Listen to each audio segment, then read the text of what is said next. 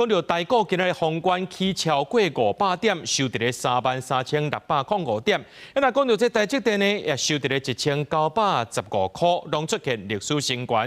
这证交所今日也举办这封关的典礼记者会，证交所董事长林修平就表示，新的一年台股有机会挑战4万点。 今天是台股封关日，中场收在33605点。统计近10年加权指数大涨超过1万点，市值更站上100兆元，再创新纪录。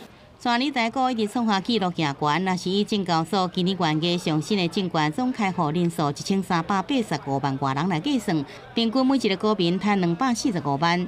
泰国很强，台积电、台湾之光，赚个小红包而已，没有，就投 ETF 而已。 包含加权指数，封关日收盘是33605点，加台积电收盘1915块，拢写下史上收盘新高纪录。算一下全年的加权指数，全年大起10080.3点，期待达到上100条，也有股民平均赚245万。过去的这一年，尽管有一些惊涛骇浪，但是我们再次的展现我们台湾产业跟资本市场的韧性。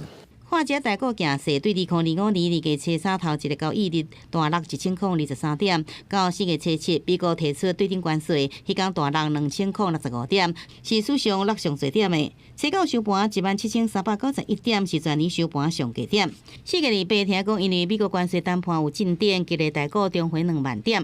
到今年1月，台股攻上3万点，2月封关收伫33605点，也是收伫历史上新高的纪录。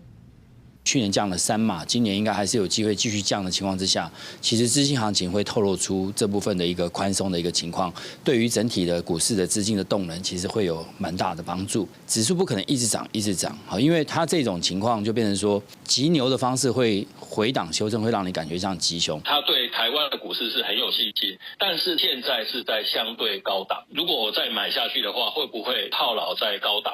台股要伫23开始，农历过年了后头一个交易日，到底2026年台股是毋是法度挑战4万点？专家分析要注意今年6月中真侪大厂伫 AI 投资，伊的营收是毋是也真好？那么就要注意股市可能会有修正。